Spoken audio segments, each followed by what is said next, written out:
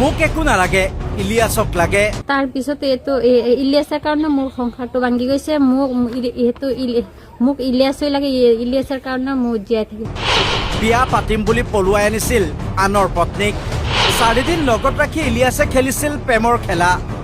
সি মোক 25 তাৰিখে আমাৰ ঘৰৰ পৰা আনিছে, আনি সি কৈছে যে মোক বিয়া পাতিব বুলি। হ'লেও সি বিয়া পাতা নে কাৰ ঘৰত ধোপাগুৰি এটা ঘৰত ৰাখিছে 4 দিন।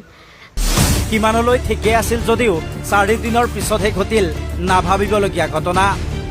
ইলিয়াছ মানে বটদ্ৰৱাৰ ভেৰভেৰীৰ এইজন ইলিয়াছ ৰহমানৰ কথাকে কৈছো। ইলিয়াছ দুৰ্দান্ত বোৱাৰী লাভাৰ। এইগৰাকী ইলিয়াছৰ প্ৰেমিকা। ইলিয়াছৰ ঘৰৰ কাষতে বিয়া হৈছিল। বোৱাৰীগৰাকীয়ে ইলিয়াছৰ পৰা টকা সুদলৈ লৈছিল। তাৰ পিছতে দুয়োৰে মাজত টকা সুদ আদি আদান প্ৰদান চলিছিল। আৰু এনেকৈ এদিন ইলিয়াছৰ প্ৰেমত পৰিছিল বোৱাৰীগৰাকী। টকাৰ লগতে চলিছিল মৰমৰ আদান প্ৰদান। কিন্তু এনেকৈনো কিমান দিন চলিব?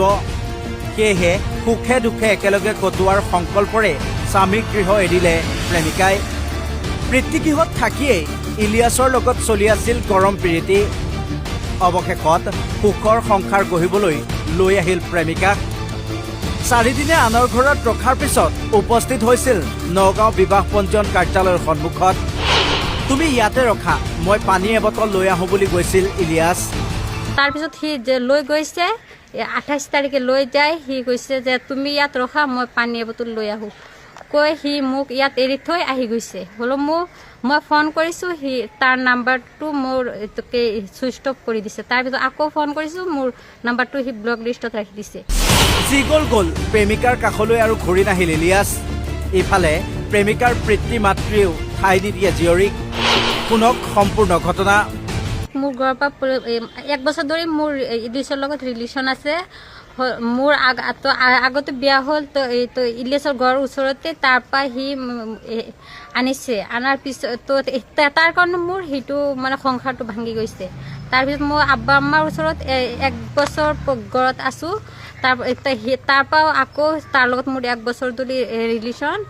সি মোক 25 তাৰিখে আমাৰ ঘৰৰ পৰা আনিছে, আনি সি কৈছে যে মোক বিয়া পাতিব বুলি। হ'লেও সি বিয়া পাতা নে কাৰ ঘৰত ধোপাগুৰি এটা ঘৰত ৰাখিছে 4 দিন। তাৰপিছত মই কৈছোঁ যে তুমি মোক আনিছা বিয়া পাতিবা কৈছা, এতিয়া মোক বিয়া কিয় নাপাতা? তাৰপিছত সি কৈছে যে এতিয়া কোৰ্ট বন্ধ আছে, মই 2 দিনমান পাছত লৈ যাম। তাৰপিছত সি যে লৈ গৈছে 28 তাৰিখে লৈ যায়। সি কৈছে যে তুমি ইয়াত ৰখা, মই পানী এবটল লৈ আহোঁ কৈ সি মোক ইয়াত এৰি থৈ আহি গৈছে। হ'লেও মই ফোন কৰিছোঁ, সি তাৰ নাম্বাৰটো মোৰ চুইচ অফ কৰি দিছে। তাৰপিছত আকৌ ফোন কৰিছোঁ, মোৰ নাম্বাৰটো সি ব্লক লিষ্টত ৰাখি দিছে। সি মোৰ ফোন ৰিচিভ নকৰে। আকৌ মোৰ একো নালাগে, মোক ইলিয়াছকৈ লাগে। আপুনি এজাহাৰ দিছে? অঁ, এজাহাৰ দিছোঁ। এছপিৰ তাত এজাহাৰ দিছোঁ। হ'লেও মোক ইলিয়াছকৈ লাগে। ইলিয়াছে আপোনাক পলুৱাই আনিছিলে? অঁ, ইলিয়াছে মোক পলুৱাই আনিছিলে। আমাৰ ঘৰৰ পৰা আনিছিলে সি 25 তাৰিখে। এতিয়া আপুনি ক'ত আছে? এতিয়া আমি আমাৰ আণ্টিৰ ঘৰতে আছোঁ। আব্বা মায়ে মোৰ ঘৰত জাগা নিদিয়ে। এতিয়া আপোনাক ইলিয়াছক লাগে? অঁ, মোৰ ইলিয়াছকৈ লাগে। এতিয়া কি হ'ব প্ৰেমিকাৰ ভৱিষ্যত? আকৌ ঘূৰি আহিবনে ইলিয়াছ? এতিয়া পৰৱৰ্তী